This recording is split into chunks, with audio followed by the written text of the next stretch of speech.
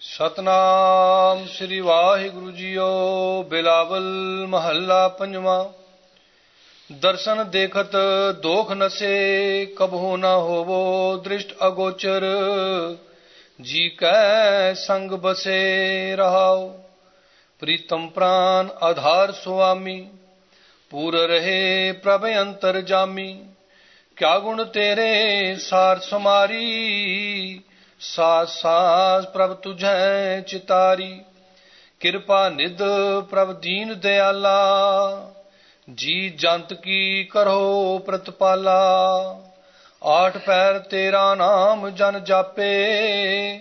ਨਾਨਕ ਪ੍ਰੀਤ ਲਾਈ ਪ੍ਰਭ ਆਪੇ, ਆਠ ਪਹਿਰ ਤੇਰਾ ਨਾਮ ਜਨ ਜਾਪੇ।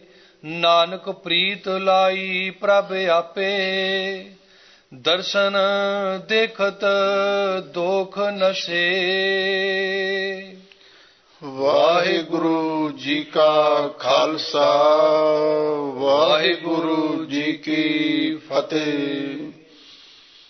ਪਰਮ ਸਨਮਾਨਯੋਗ ਗੁਰੂ ਖਾਲਸਾ ਸਤ ਸੰਗਤ ਜੀਓ, ਸਤਿਗੁਰੂ ਨੇ ਅਪਾਰ ਬਖਸ਼ਿਸ਼ ਕੀਤੀ। ਆਪ ਸੰਗਤਾਂ ਸਤਿਗੁਰੂ ਦੇ ਪਾਵਨ ਪਵਿੱਤਰ ਸੋਹਣੇ ਦਰਬਾਰ ਦੀਆਂ ਹਾਜ਼ਰੀਆਂ ਭਰ ਰਹੇ ਹੋ। ਇਹ ਸੁਭਾਗਾ ਸਮਾਂ ਐਵੇਂ ਨਹੀਂ, ਵੱਡਿਆਂ ਭਾਗਾਂ ਦੇ ਨਾਲ ਹੀ ਮਿਲਦਾ ਹੈ। ਸਤਿਗੁਰੂ ਦੇ ਪਵਿੱਤਰ ਬਚਨ ਹਨ, ਵਡ ਭਾਗੀ ਹਰ ਸੰਗਤ ਪਾਵਹਿ, ਭਾਗਹੀਨ ਪ੍ਰਮ ਚੋਟਾਂ ਖਾਵਹਿ। ਬਿਨ ਭਾਗਾਂ ਸਤ ਸੰਗ ਨ ਲੱਭੈ, ਬਿਨ ਸੰਗਤ ਮੈਲ ਭਰੀਜੈ ਜੀਓ। ਸਤ ਸੰਗਤ ਕਿਸ ਨੂੰ ਆਖਿਆ ਜਾਂਦਾ ਹੈ? ਸਤ ਸੰਗਤ ਕੈਸੀ ਜਾਣੀਐ, ਜਿਥੈ ਏਕੋ ਨਾਮ ਵਖਾਣੀਐ। ਏਕੋ ਨਾਮ ਹੁਕਮ ਹੈ, ਨਾਨਕ ਸਤਿਗੁਰ ਦੀਆ ਬੁਝਾਏ ਜੀਓ। ਜਹ ਸਤਿਗੁਰ ਤਹ ਸਤ ਸੰਗਤ ਬਣਾਈ। ਜਿੱਥੇ ਸਤਿਗੁਰੂ ਮਹਾਰਾਜ ਸੱਚੇ ਪਾਤਸ਼ਾਹ ਦਾ ਪ੍ਰਕਾਸ਼ ਹੋਵੇ, ਸਤਿਗੁਰੂ ਦੀ ਪਾਵਨ ਹਾਜ਼ੂਰੀ ਦੇ ਵਿੱਚ ਗੁਰੂ ਘਰ ਤੋਂ ਵਰਸਾਏ ਹੋਏ ਗੁਰਸਿੱਖ ਮਾਈ ਭਾਈ ਇਕੱਤਰ ਹੋ ਕੇ ਗੁਰਬਾਣੀ ਦਾ ਪਾਠ, ਗੁਰਬਾਣੀ ਦਾ ਕੀਰਤਨ, ਗੁਰਬਾਣੀ ਦੀ ਕਥਾ ਵਿਚਾਰ ਕਰਦੇ ਹਨ। ਜਿੱਥੇ ਕੇਵਲ ਨਾਮ ਦੀ ਗੱਲ ਹੁੰਦੀ ਹੈ, ਜਿੱਥੇ ਕੇਵਲ ਬਾਣੀ ਦੀ ਗੱਲ ਹੁੰਦੀ ਹੈ, ਜਿੱਥੇ ਕੇਵਲ ਗੁਰੂ ਦੀ ਗੱਲ ਹੁੰਦੀ ਹੈ, ਉਸ ਨੂੰ ਹੀ ਸਤ ਸੰਗਤ ਆਖਿਆ ਜਾਂਦਾ ਹੈ। ਆਪ ਸੰਗਤਾਂ ਵਡਭਾਗੀ ਹੋ ਜੋ ਸਤ ਸੰਗਤ ਦੀਆਂ ਹਾਜ਼ਰੀਆਂ ਭਰ ਰਹੇ ਹੋ। ਪੰਚਮ ਪਾਤਸ਼ਾਹ ਸ਼ਹੀਦਾਂ ਦੇ ਸਰਤਾਜ, ਸ਼ਾਂਤੀ ਦੇ ਸੋਮੇ, ਮਹਾਨ ਪਰਉਪਕਾਰੀ ਸਤਿਗੁਰੂ ਧੰਨ ਗੁਰੂ ਅਰਜਨ ਦੇਵ ਮਹਾਰਾਜ ਸੱਚੇ ਪਾਤਸ਼ਾਹ ਬਿਲਾਵਲ ਰਾਗ ਦੇ ਅੰਦਰ ਪਾਵਨ ਪਵਿੱਤਰ ਉਪਦੇਸ਼ ਬਖਸ਼ਿਸ਼ ਕਰ ਰਹੇ ਹਨ। ਜਿਸ ਪਵਿੱਤਰ ਸ਼ਬਦ ਦਾ ਪਾਠ ਆਪ ਸੰਗਤਾਂ ਨੇ ਸਰਵਣ ਕੀਤਾ ਹੈ, ਇਸ ਪਾਵਨ ਪਵਿੱਤਰ ਸ਼ਬਦ ਦੇ ਅੰਦਰ ਧੰਨ ਗੁਰੂ ਅਰਜਨ ਦੇਵ ਮਹਾਰਾਜ ਸੱਚੇ ਪਾਤਸ਼ਾਹ ਨੇ ਗੁਰਮੁਖਾਂ ਦੀ ਅਵਸਥਾ ਦਾ ਨਿਰਣਾ ਕੀਤਾ ਹੈ। ਗੁਰਮੁਖ ਕੌਣ ਹੁੰਦਾ ਹੈ? ਗੁਰਮੁਖ ਉਹ ਵਿਅਕਤੀ ਹੁੰਦਾ ਹੈ ਜਿਹੜਾ ਗੁਰੂ ਦੇ ਸਨਮੁਖ ਰਹਿੰਦਾ, ਗੁਰੂ ਦੇ ਅਨੁਸਾਰੀ ਹੋ ਕੇ ਚੱਲਦਾ ਤੇ ਗੁਰੂ ਨੂੰ ਤਨ ਮਨ ਧਨ ਸਭ ਕੁਝ ਅਰਪਣ ਕਰ ਦਿੰਦਾ ਹੈ। ਉਸ ਗੁਰਮੁਖ ਦੀ ਇੱਕੋ ਹੀ ਮੰਗ ਹੁੰਦੀ ਹੈ, ਮੇਰਾ ਮਨ ਲੋਚੈ ਗੁਰਦਰਸ਼ਨ ਤਾਈ। ਬਿਲਪ ਕਰੇ ਚਾਤਰ ਕੀ ਨਿਆਈ, ਤ੍ਰਿਖਾ ਨ ਉਤਰੈ ਸ਼ਾਂਤ ਨ ਆਵੈ। ਬਿਨ ਦਰਸ਼ਨ ਸੰਤ ਪਿਆਰੇ ਜੀਓ, ਹਉ ਘੋਲੀ ਜੀਓ ਘੋਲ ਕਮਾਈ। ਗੁਰਦਰਸ਼ਨ ਸੰਤ ਪਿਆਰੇ ਜੀਓ। ਉਹਦੀ ਹਰ ਵੇਲੇ ਇਹੀ ਅਰਦਾਸ ਰਹਿੰਦੀ ਹੈ, ਦਰਸ਼ਨ ਦੇਖ ਜੀਵਾਂ ਗੁਰ ਤੇਰਾ, ਪੂਰਨ ਕਰਮ ਹੋਏ ਪ੍ਰਭ ਮੇਰਾ। ਸਤਿਗੁਰੂ ਦੇ ਦਰਸ਼ਨ ਕਰਕੇ ਹੀ ਉਹਦੇ ਮਨ ਨੂੰ ਚੈਨ ਮਿਲਦਾ ਹੈ ਧੰਨ ਗੁਰੂ ਅਰਜਨ ਦੇਵ ਮਹਾਰਾਜ ਸੱਚੇ ਪਾਤਸ਼ਾਹ ਕਿਵੇਂ ਗੁਰਮੁਖ ਵਿਅਕਤੀ ਦੀ ਅਵਸਥਾ ਦਾ ਨਿਰਣਾ ਕਰ ਰਹੇ ਹਨ। ਆਪ ਸੰਗਤਾਂ ਪ੍ਰੇਮ ਦੇ ਨਾਲ ਪਵਿੱਤਰ ਬਾਣੀ ਦੀ ਵਿਚਾਰ ਸਰਵਣ ਕਰੋ ਤੇ ਇੱਕ ਵਾਰੀ ਪਿਆਰ ਦੇ ਨਾਲ ਆਖੋ, ਸਤਿਨਾਮ ਸ੍ਰੀ ਵਾਹਿਗੁਰੂ ਸਾਹਿਬ ਜੀਓ। ਦਰਸ਼ਨ ਦੇਖਤ ਦੋਖ ਨਸੇ, ਕਬੂ ਨ ਹੋਵੈ ਦ੍ਰਿਸ਼ਟ ਅਗੋਚਰ, ਜੀ ਕੈ ਸੰਗ ਬਸੇ ਰਹਾਉ। ਕਬੂ ਨਾ ਹੋਵਹੁ ਅਲਗਾ ਮਾਤਰਾ ਦੇਖ ਕੇ ਪੜ੍ਹਨੀ ਹੈ। ਦਰਸ਼ਨ ਦੇਖਤ ਦੋਖ ਨਸੇ, ਸਾਹਿਬ ਸਤਿਗੁਰੂ ਸੱਚੇ ਪਾਤਸ਼ਾਹ ਫਰਮਾਉਂਦੇ ਹਨ, ਉਸ ਅਕਾਲ ਪੁਰਖ ਦੇ ਤੇ ਜੋ ਅਕਾਲ ਪੁਰਖ ਵਾਹਿਗੁਰੂ ਨੇ ਪਾਵਨ ਗੁਰੂ ਸਰੂਪ ਧਾਰਨ ਕੀਤਾ ਹੈ, ਦਰਸ਼ਨ ਦੇਖਤ ਦੋਖ ਨਸੇ, ਉਹਨਾਂ ਦੇ ਦਰਸ਼ਨ ਦੇਖਦਿਆਂ ਸਾਰ ਦੋਖ ਨਸੇ। ਦੋਖ ਦਾ ਅਰਥ ਹੈ ਦੋਸ਼, ਭਾਵ ਸਾਡੇ ਪਾਪ, ਸਾਡੇ ਔਗਣ, ਸਾਡੇ ਐਬ ਨਾਸ਼ ਹੋ ਜਾਂਦੇ ਹਨ। ਸਤਿਗੁਰੂ ਦੇ ਦਰਸ਼ਨ ਕਰਨ ਦਾ ਹੀ ਇਹ ਲਾਭ ਹੈ। ਜਦੋਂ ਆਪਾਂ ਆ ਕੇ ਇਹਨਾਂ ਅੱਖਾਂ ਦੇ ਨਾਲ ਸਤਿਗੁਰੂ ਦੇ ਦਰਸ਼ਨ ਦੀਦਾਰ ਕਰਦੇ ਹਾਂ, ਇਹਦੇ ਨਾਲ ਸਾਡੇ ਸਾਰੇ ਪਾਪ ਨਾਸ਼ ਹੋ ਜਾਂਦੇ ਹਨ।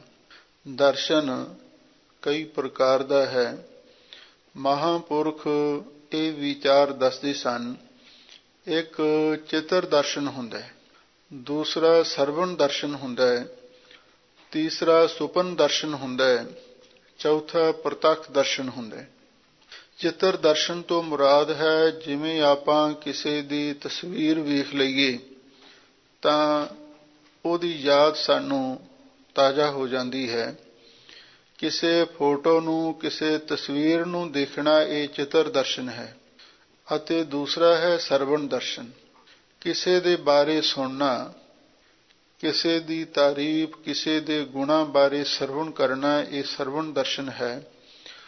ਤੀਸਰਾ ਹੈ ਸੁਪਨ ਦਰਸ਼ਨ। ਕਈ ਵਾਰੀ ਆਪਾਂ ਸੁਪਨੇ ਦੇ ਵਿੱਚ ਵੀ ਕਿਸੇ ਮਹਾਂਪੁਰਖ ਦੇ ਦਰਸ਼ਨ ਕਰ ਲੈਂਦੇ ਹਾਂ। ਇਹ ਵੀ ਇੱਕ ਮਹਾਨ ਭਾਗਾਂ ਵਾਲੀ ਗੱਲ ਹੁੰਦੀ ਹੈ। ਸਤਿਗੁਰੂ ਦੇ ਬਚਨ ਹਨ, ਆਓ ਸੁਭਾਗੀ ਨਿੰਦੜੀਏ ਮਤ ਸਹੁ ਦੇਖਾਂ ਸੋਏ। ਕਈ ਵਾਰੀ ਸੁਪਨੇ ਦੇ ਵਿੱਚ ਸਤਿਗੁਰੂ ਦੇ ਵੀ ਕਈ ਪ੍ਰੇਮੀਆਂ ਨੂੰ ਦਰਸ਼ਨ ਹੋ ਜਾਂਦੇ ਹਨ। ਇਹ ਸੁਪਨ ਦਰਸ਼ਨ ਹਨ। ਚੌਥੇ ਹਨ ਪ੍ਰਤੱਖ ਦਰਸ਼ਨ। ਜਦੋਂ ਆਪਾਂ ਆਪਣੀਆਂ ਅੱਖਾਂ ਦੇ ਸਾਹਮਣੇ ਸਤਿਗੁਰੂ ਦੇ ਦਰਸ਼ਨ ਦੀਦਾਰ ਕਰਦੇ ਹਾਂ, ਇਹ ਪ੍ਰਤੱਖ ਦਰਸ਼ਨ ਨੇ। ਹੁਣ ਸਾਹਿਬ ਸਤਿਗੁਰੂ ਸ੍ਰੀ ਗੁਰੂ ਗ੍ਰੰਥ ਸਾਹਿਬ ਜੀ ਸਾਡੇ ਸਤਿਗੁਰੂ ਨੇ। ਇਹਨਾਂ ਦੇ 3 ਕਿਸਮ ਦੇ ਦਰਸ਼ਨ ਹਨ। ਇੱਕ ਤਾਂ ਇਹ, ਜਦੋਂ ਆਪਾਂ ਸਾਹਿਬ ਸ੍ਰੀ ਗੁਰੂ ਗ੍ਰੰਥ ਸਾਹਿਬ ਜੀ ਨੂੰ ਅੱਖਾਂ ਦੇ ਨਾਲ ਵੇਖਦੇ ਹਾਂ, ਇੱਕ ਇਹ ਵੀ ਦਰਸ਼ਨ ਹੈ। ਅਤੇ ਦੂਸਰਾ ਦਰਸ਼ਨ ਹੈ ਜਦੋਂ ਅਸੀਂ ਗੁਰਬਾਣੀ ਦਾ ਪਾਠ ਕਰਦੇ ਹਾਂ, ਗੁਰਬਾਣੀ ਦਾ ਅਧਿਐਨ ਕਰਦੇ ਹਾਂ, ਤਾਂ ਸਾਨੂੰ ਸ਼ਬਦ ਦਰਸ਼ਨ ਹੁੰਦੇ ਹਨ। ਪਹਿਲਾਂ ਪ੍ਰਤੱਖ ਦਰਸ਼ਨ, ਫਿਰ ਸ਼ਬਦ ਦਰਸ਼ਨ ਹੁੰਦੇ ਨੇ।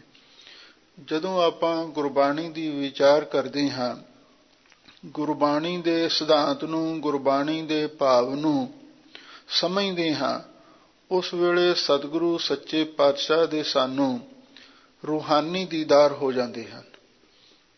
ਕੇਵਲ ਅੱਖਾਂ ਦੇ ਨਾਲ ਦੇਖ ਕੇ ਹੀ ਗੱਲ ਨਹੀਂ ਬਣਦੀ, ਗੁਰੂ ਸ਼ਬਦ ਦਾ ਪਾਠ, ਗੁਰੂ ਸ਼ਬਦ ਦੀ ਵਿਚਾਰ ਵੀ ਕਰਨੀ ਪਵੇਗੀ। ਕਿਉਂਕਿ ਗੁਰੂ ਸ਼ਬਦ ਦੇ ਝਰੋਖੇ ਤੋਂ ਹੀ ਅਸਲੀ ਗੁਰੂ ਦੇ ਦੀਦਾਰ ਹੁੰਦੇ ਨੇ। ਕੇਵਲ ਅੱਖਾਂ ਦੇ ਨਾਲ ਤੇ ਆਪਾਂ ਗੁਰੂ ਮਹਾਰਾਜ ਦੇ ਬਾਹਰੀ ਸਰੂਪ ਨੂੰ ਵੇਖ ਸਕਦੇ ਹਾਂ, ਪਰ ਜਿਹੜਾ ਸਤਿਗੁਰੂ ਦਾ ਅਸਲੀ ਰੂਹਾਨੀ ਦਰਸ਼ਨ ਹੈ, ਉਹ ਸ਼ਬਦ ਦੀ ਵਿਚਾਰ ਕਰਕੇ ਹੀ ਸਾਨੂੰ ਉਪਲਬਧ ਹੋ ਸਕਦਾ ਹੈ। ਇਸੇ ਲਈ ਹਜ਼ੂਰ ਨੇ ਬਾਣੀ ਵਿੱਚ ਫਰਮਾਇਆ ਹੈ, ਦਰਸ਼ਨ ਕੋ ਲੋਚੈ ਸਭ ਕੋਈ, ਪੂਰੇ ਭਾਗ ਪ੍ਰਾਪਤ ਹੋਈ।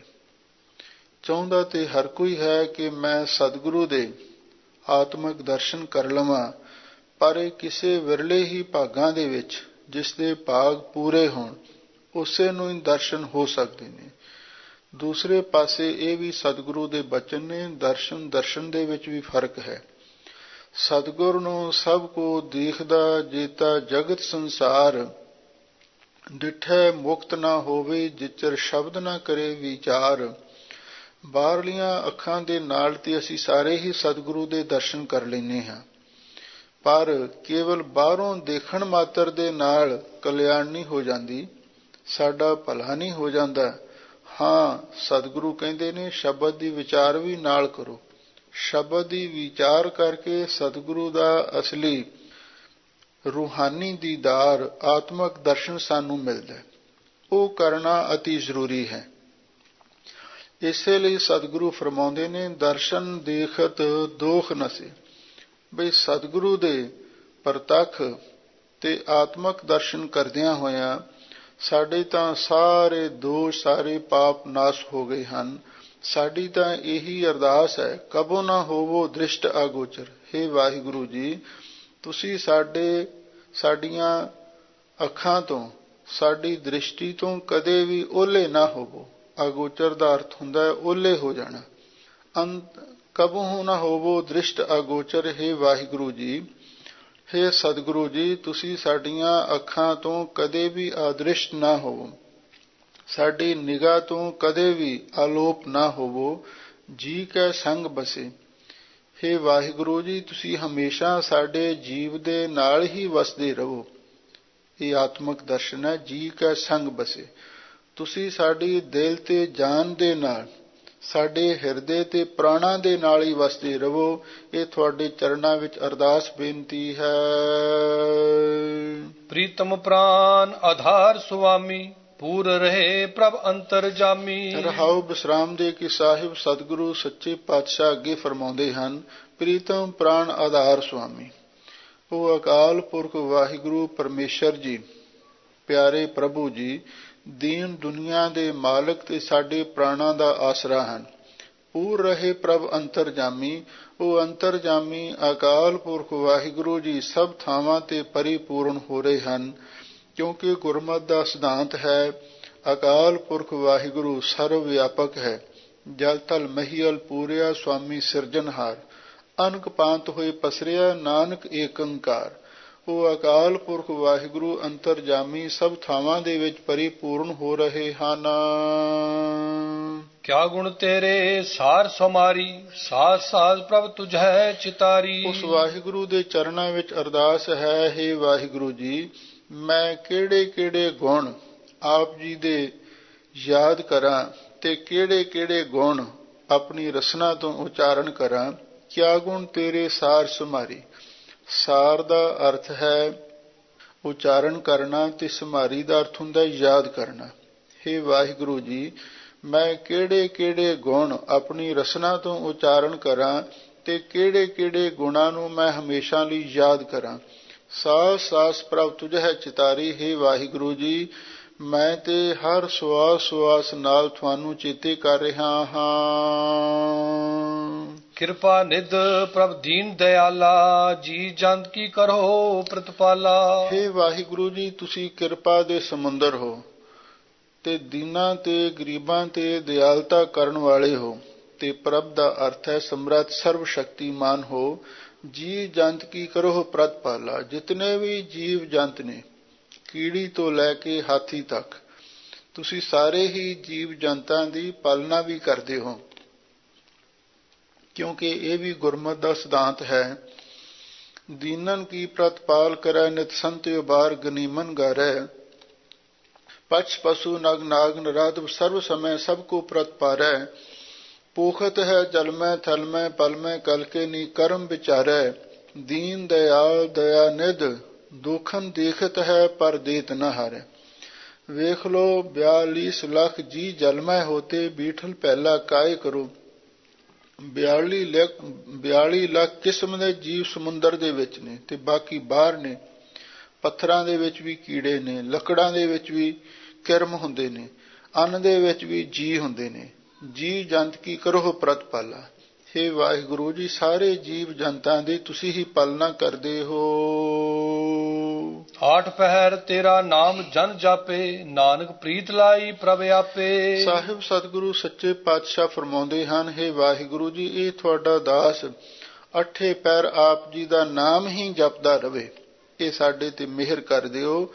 ਇਹ ਤੁਹਾਡਾ ਦਾਸ ਅੱਠੇ ਪਹਿਰ ਦਿਨ ਰਾਤ ਦੇ 24 ਘੰਟੇ ਤੇ 8 ਪਹਿਰ ਬਣਦੇ ਨੇ, ਭਾਵ ਦਿਨ ਰਾਤ ਅੱਠੇ ਪਹਿਰ ਹੀ ਇਹ ਤੇਰਾ ਦਾਸ ਨਾਮ ਜਪਦਾ ਰਵੇ, ਨਾਨਕ ਪ੍ਰੀਤ ਲਾਈ ਪ੍ਰਭ ਆਪੇ। ਧੰਨ ਗੁਰੂ ਅਰਜਨ ਦੇਵ ਮਹਾਰਾਜ ਸੱਚੇ ਪਾਤਸ਼ਾਹ ਫਰਮਾਉਂਦੇ ਹਨ, ਇਹ ਉਸ ਵਾਹਿਗੁਰੂ ਪਰਮੇਸ਼ਰ ਨੇ ਆਪ ਹੀ ਸਾਨੂੰ ਪ੍ਰੀਤੀ ਲਾਈ ਹੈ। ਇਹ ਜਿਹੜੀ ਚਾਟ ਹੈ, ਇਹ ਵਾਹਿਗੁਰੂ ਨੇ ਆਪ ਹੀ ਤੇ ਸਾਨੂੰ ਲਾਈ ਹੈ ਨਾਮ ਜਪਣ ਦੀ। ਇਸ ਲਈ ਹੁਣ ਵਾਹਿਗੁਰੂ ਦੇ ਚਰਨਾਂ ਵਿੱਚ ਇਹੀ ਅਰਦਾਸ ਬੇਨਤੀ ਹੈ, ਹੇ ਵਾਹਿਗੁਰੂ ਜੀ, ਅੱਠੇ ਹੀ ਪਹਿਰ ਇਹ ਦਾਸ ਤੁਹਾਡਾ ਨਾਮ ਜਪਦਾ ਰਵੇ। ਬਿਲਾਵਲ ਮਹੱਲਾ ਪੰਜਵਾਂ। ਤਨ ਧਨ ਜੋਬਨ ਚਲਤ ਗਿਆ, RAM ਨਾਮ ਕਾ ਭਜਨ ਨ ਕੀਨੋ, ਕਰਤ ਵਿਕਾਰ ਨਿਸਭੋਰ ਪਿਆ ਰਹਾਉ। ਧੰਨ ਗੁਰੂ ਅਰਜਨ ਦੇਵ ਮਹਾਰਾਜ ਸੱਚੇ ਪਾਤਸ਼ਾਹ ਹੁਣ ਅੱਗੇ ਇਸ ਮਨੁੱਖ ਦੀ ਪ੍ਰਮਾਦੀ ਦਸ਼ਾ ਦਾ ਵਰਣਨ ਕਰਦੇ ਹਨ। ਪ੍ਰਮਾਦ ਕਿਸ ਨੂੰ ਕਹਿੰਦੇ ਹਨ? ਕਾਰਨ ਯੋਗ ਜੋ ਵਸਤ ਹੈ, ਤਾਂ ਕਿ ਇੱਛਾ ਹੋਏ ਤਾਂ ਕੋ ਨਾ ਫੁਨ ਕੀਜੀਏ, ਪ੍ਰਮਾਦ ਕਹਾਵੈ ਸੋਏ। ਸਤਿਗੁਰੂ ਦੇ ਬਚਨ ਨੇ, ਮਨੁੱਖ ਇੰਨਾ ਗਾਫਲ ਹੈ, ਜਿਹੜਾ ਕੰਮ ਕਰਨਾ ਹੈ ਉਸ ਪਾਸੇ ਵੱਲ ਤਵੱਜੋ ਨਹੀਂ ਦੇ ਰਿਹਾ, ਤੇ ਜਿਹੜਾ ਕੰਮ ਕਰਨ ਤੋਂ ਬਿਨਾਂ ਸਰਦਾ ਉਹ ਕੰਮ ਕਰੀ ਜਾ ਰਿਹਾ। ਇਹ ਮਨੁੱਖ ਦਾ ਸੁਭਾਵ ਹੈ। ਆਹਰ ਸਭ ਕਰਦਾ ਫਿਰੈ, ਆਹਰ ਇੱਕ ਨਾ ਹੋਏ, ਨਾਨਕ ਜਿਤ ਆਹਰ ਜਗ ਉਧਰੈ, ਵਿਰਲਾ ਪਾਏ ਕੋਈ। ਸਾਡੀ ਜ਼ੁਬਾਨ ਹੈ, ਸਾਡੀ ਰਸਨਾ ਹੈ, ਇਹਦੇ ਨਾਲ ਦੋ ਕੰਮ ਹੋਣੇ ਚਾਹੀਦੇ ਨੇ। ਹਾਜ਼ੂਰ ਨੇ ਬਾਣੀ ਵਿੱਚ ਫਰਮਾਇਆ ਹੈ, ਜਪੀਐ ਨਾਮ ਜਪੀਐ ਅੰਨ, ਅੰਬੈ ਕਾ ਸੰਗ ਨੀਕਾ ਵਨ। ਰਸਨਾ ਦੇ ਨਾਲ ਦੋ ਕੰਮ ਕਿਹੜੇ ਕਰਨੇ ਨੇ? ਜਪੀਐ ਨਾਮ, ਇੱਕ ਤਾਂ ਨਾਮ ਜਪਣਾ ਚਾਹੀਦਾ, ਤੇ ਜਪੀਐ ਅੰਨ ਦੂਸਰਾ, ਇਹਦੇ ਨਾਲ ਅੰਨ ਵੀ ਭੋਜਨ ਵੀ ਛਕੋ। ਪਰ ਅਸੀਂ ਜ਼ੁਬਾਨ ਦੇ ਨਾਲ ਕੇਵਲ ਭੋਜਨ ਹੀ ਛਕਦੇ ਹਾਂ, ਪਰ ਨਾਮ ਨਹੀਂ ਜਪਦੇ। ਪਰ ਸਤਿਗੁਰੂ ਕਹਿੰਦੇ ਨੇ, ਰਸਨਾ ਜਪੈ ਨਾ ਨਾਮ, ਤਿਲ ਤਿਲ ਕਰ ਕਟੀਐ। ਜੇ ਅਸੀਂ ਰਸਨਾ ਤੋਂ ਨਾਮ ਨਹੀਂ ਜਪਾਂਗੇ, ਇਸ ਨੂੰ ਤਿਲ ਤਿਲ ਕਰਕੇ ਪੂਰਾ ਪੂਰਾ ਕਰਕੇ ਕਟਿਆ ਜਾਵੇਗਾ, ਇਸ ਨੂੰ ਸਜ਼ਾ ਮਿਲੇਗੀ। ਇਸ ਲਈ ਸਾਨੂੰ ਵਾਹਿਗੁਰੂ ਪਰਮੇਸ਼ਰ ਦਾ ਨਾਮ ਜ਼ਰੂਰ ਜਪਣਾ ਚਾਹੀਦਾ ਹੈ। ਭਾਵੇਂ ਸਤਿਗੁਰੂ ਤਾਂ ਕਹਿੰਦੇ ਨੇ, ਆਠ ਪਹਿਰ ਤੇਰਾ ਨਾਮ ਜਨ ਜਾਪੇ, ਅੱਠੇ ਪਹਿਰ ਹੀ ਜਪੋ। ਪਰ ਜੇ ਅੱਠੇ ਪਹਿਰ ਨਹੀਂ ਜਪਿਆ ਜਾਂਦਾ, ਜਿੰਨਾ ਵੀ ਜਪਿਆ ਜਾਂਦਾ ਉਹਨਾਂ ਚਿਰ ਤੱਕ ਤਾਂ ਜਪੋ ਨਾ। ਮਹਾਂਪੁਰਖ ਆਖਦੇ ਸਨ, ਦੇਖੋ 24 ਘੰਟੇ ਦਾ ਸਮਾਂ ਹੁੰਦਾ ਦਿਨ ਰਾਤ ਦਾ। ਇਸ 24 ਘੰਟੇ ਦੇ ਵਿੱਚੋਂ ਜੇ ਆਪਾਂ ਸਮੇਂ ਦਾ 10ਵਾਂ ਹਿੱਸਾ ਕੱਢੀਏ, ਤਕਰੀਬਨ 2.5 ਘੰਟੇ ਦੇ ਕਰੀਬ, ਥੋੜੇ ਮਿੰਟ ਘੱਟ ਬਣਦਾ। ਚਲੋ 2.5 ਘੰਟੇ ਦਾ ਸਮਾਂ ਲਾ ਲਓ। ਇੰਨਾ ਜੇ ਰੋਜ਼ ਅਸੀਂ ਨਿਤਨੇਮ ਤੇ ਭਜਨ ਪਾਠ ਵਾਸਤੇ ਕੱਢੀਏ, ਫਿਰ ਸਾਡਾ ਸਾਰਾ ਸਮਾਂ ਸਫਲ ਹੋ ਜਾਂਦਾ ਹੈ। ਪਰ ਅਸੀਂ ਇਸ ਪਾਸੇ ਤਵੱਜੋ ਦੇ ਨਹੀਂ ਰਹੇ। ਸਾਡਾ ਸੁਭਾਅ ਬਣਿਆ ਹੋਇਆ, ਬੁਰੇ ਕਾਮ ਕੋ ਊਠ ਖਲੋਇਆ, ਨਾਮ ਕੀ ਬੇਲਾ ਪੈ ਪੈ ਸੋਇਆ। ਜਦੋਂ ਕੋਈ ਸ਼ੁਭ ਕਰਮ ਕਰਨਾ ਹੋਵੇ, ਉਸ ਵੇਲੇ ਅਸੀਂ ਆਲਸ ਕਰਦੇ ਹਾਂ, ਤੇ ਬੁਰੇ ਕਾਮ ਕੋ ਊਠ ਖਲੋਇਆ, ਬੁਰਾ ਕੰਮ ਕਰਨਾ ਹੋਵੇ, ਚੋਰੀ ਜਾਰੀ ਕਰਨੀ ਹੋਵੇ, ਵਿਸ਼ੇ ਵਿਕਾਰ ਭੋਗਣੇ ਹੋਣ, ਪੱਬਾਂ ਕਲੱਬਾਂ ਦੇ ਵਿੱਚ ਜਾਣਾ ਹੋਵੇ, ਸਾਰੀ ਸਾਰੀ ਰਾਤ ਹੀ ਨਹੀਂ ਸੌਂਦੇ। ਇਹ ਸਾਡੀ ਹਾਲਤ ਹੈ। ਬੁਰੇ ਕਾਮ ਕੋ ਊਠ ਖਲੋਇਆ, ਨਾਮ ਕੀ ਬੇਲਾ ਪੈ ਪੈ ਸੋਇਆ। ਸਾਹਿਬ ਸਤਿਗੁਰੂ ਸੱਚੇ ਪਾਤਸ਼ਾਹ ਸਾਨੂੰ ਵੈਰਾਗਮਈ ਉਪਦੇਸ਼ ਬਖਸ਼ਿਸ਼ ਕਰਦੇ ਹਨ। ਤਨ ਤਨ ਜੋਬਨ ਚਲਤ ਗਿਆ। ਸਾਹਿਬ ਸਤਿਗੁਰੂ ਸੱਚੇ ਪਾਤਸ਼ਾਹ ਫਰਮਾਉਂਦੇ ਹਨ, ਇਸ ਮਨੁੱਖ ਦਾ ਤਨ ਦਾ ਅਰਥ ਹੈ ਸਰੀਰ। ਧਨ ਦਾ ਅਰਥ ਹੈ ਜੋ ਇਸ ਦੇ ਕੋਲ ਮਾਇਆ ਹੈ, ਪਦਾਰਥ ਨੇ, ਦੌਲਤ ਹੈ। ਜੋਬਨ ਦਾ ਅਰਥ ਹੈ ਜਵਾਨੀ। ਚਲਤ ਗਿਆ, ਸਮੇਂ ਦੇ ਨਾਲ ਬੀਤਦਿਆਂ ਬੀਤਦਿਆਂ ਸਾਰਾ ਕੁਛ ਹੀ ਚਲਿਆ ਜਾਂਦਾ ਹੈ।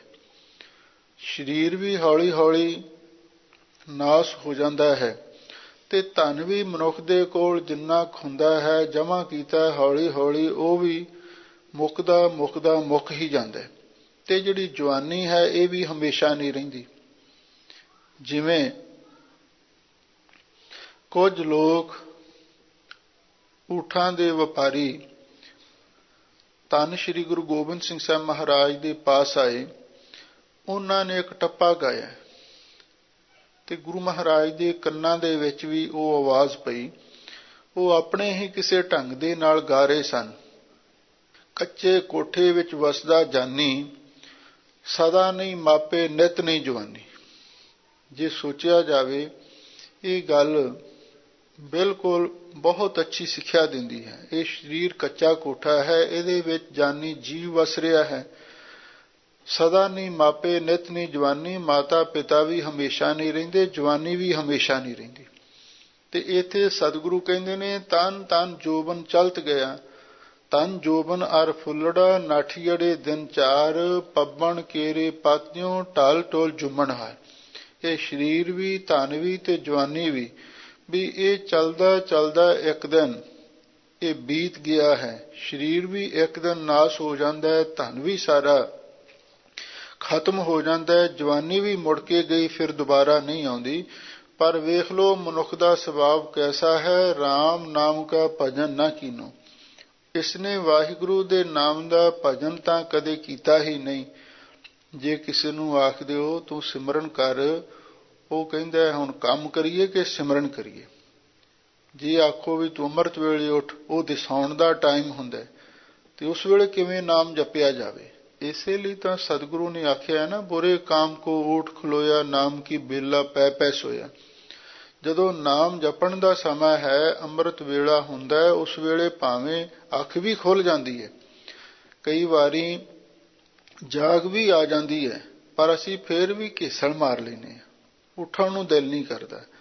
ਘੜੀ ਦਾ ਟਾਈਮ ਦੇਖ ਲੈਂਦੇ ਹਾਂ ਤੇ ਫੇਰ ਪਾਸੇ ਮਾਰਦੇ ਹਾਂ ਵੀ ਹਾਲੇ ਹੋਰ ਸੌਂ ਲਈਏ, ਹੋਰ ਲਾਭ ਲੈ ਲਈਏ। ਪਰ ਸਾਹਿਬ ਸਤਿਗੁਰੂ ਸੱਚੇ ਪਾਤਸ਼ਾਹ ਫਰਮਾਉਂਦੇ ਨੇ, ਰਾਮ ਨਾਮ ਕਾ ਭਜਨ ਨਾ ਕੀਨੋ, ਵਾਹਿਗੁਰੂ ਨਾਮ ਦਾ ਭਜਨ ਤੂੰ ਕੀਤਾ ਹੀ ਨਹੀਂ। ਕਰਤ ਵਿਕਾਰ ਨਿਸਪੋਰ ਪਿਆ, ਵਿਕਾਰ ਕਰਦਿਆਂ, ਵਿਸ਼ੇ ਭੋਗਦਿਆਂ, ਪੁੱਠੇ ਕੰਮ ਕਰਦਿਆਂ ਨਿਸਪੋਰ ਪਿਆ। ਨਿਸ ਦਾ ਅਰਥ ਹੈ ਰਾਤ, ਰਾਤ ਤੋਂ ਸਵੇਰ ਵੀ ਹੋ ਜਾਂਦਾ, ਉਹਦੀ ਕੋਈ ਪਰਵਾਹ ਨਹੀਂ। ਬੁਰੇ ਕੰਮਾਂ ਲਈ, ਵਿਸ਼ੇ ਵਿਕਾਰ ਭੋਗਣ ਦੇ ਲਈ ਸਾਰੀ ਸਾਰੀ ਰਾਤ ਵੀ ਮਨੁੱਖ ਜਾਗਦਾ ਹੈ, ਦਿਨ ਚੜ੍ਹ ਜਾਂਦਾ ਹੈ, ਪਰ ਵਾਹਿਗੁਰੂ ਦੇ ਨਾਮ ਜਪਣ ਦਾ ਇਹਦੇ ਕੋਲ ਸਮਾਂ ਹੀ ਨਹੀਂ ਹੈ।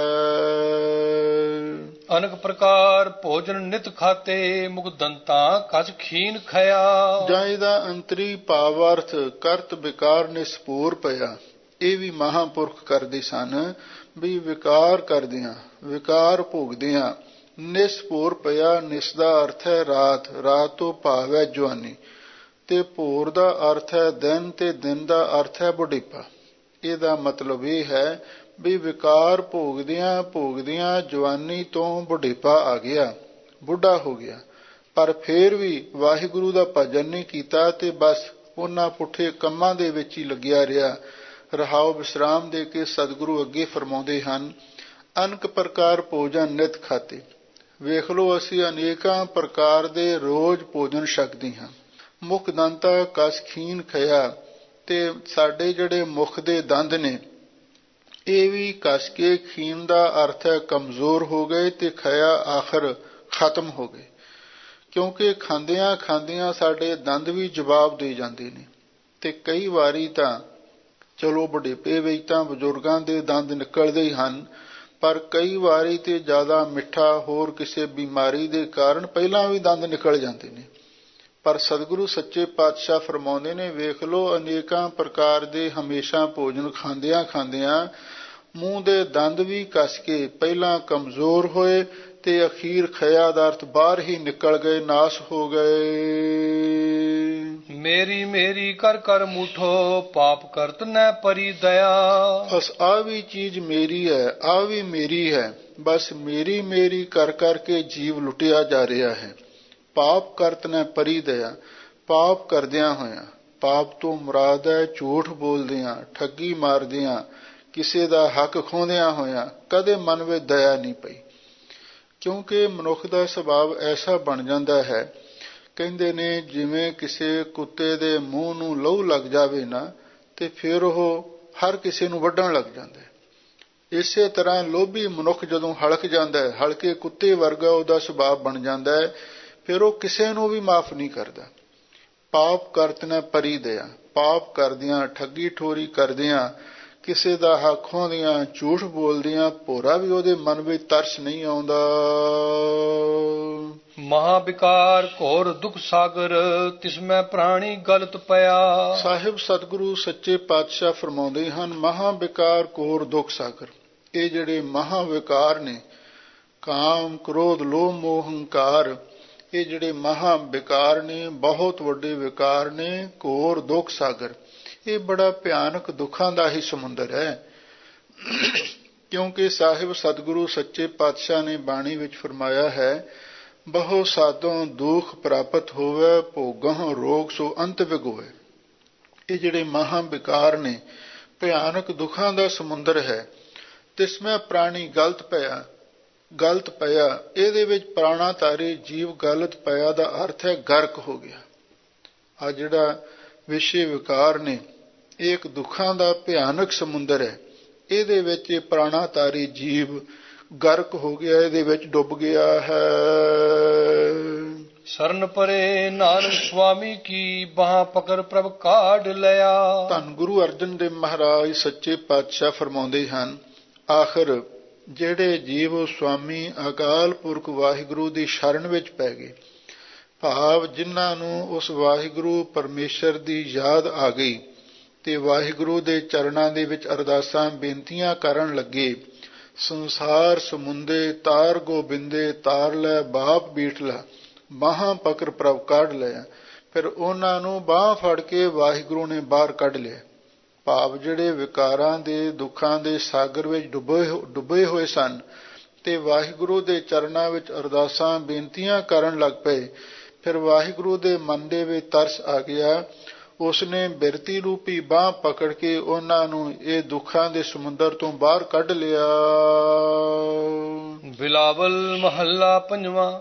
ਆਪ ਨਾ ਪ੍ਰਭ ਆਇਆ ਚੀਤ, ਦੁਸ਼ਮਨ ਦੁਸ਼ਟ ਰਹੇ ਚੱਖ ਮਾਰਤ, ਕੁਸਲ ਭਇਆ ਮੇਰੇ ਭਾਈ ਮੀਤ ਰਹਾਉ। ਧੰਨ ਗੁਰੂ ਅਰਜਨ ਦੇਵ ਮਹਾਰਾਜ ਸੱਚੇ ਪਾਤਸ਼ਾਹ ਜਦੋਂ ਸ੍ਰੀ ਅੰਮ੍ਰਿਤਸਰ ਸਾਹਿਬ ਵਿਖੇ ਮਹਾਨ ਪਰਉਪਕਾਰ ਦੇ ਕਾਰਜ ਕਰ ਰਹੇ ਸਨ, ਤਾਂ ਉਸ ਵੇਲੇ ਕੁਝ ਜਿਹੜੇ ਗੁਰੂ ਘਰ ਦੇ ਵਿਰੋਧੀ ਸਨ ਤੇ ਉਹ ਕਈ ਵਿਘਨ ਵੀ ਪਾਉਂਦੇ ਸਨ।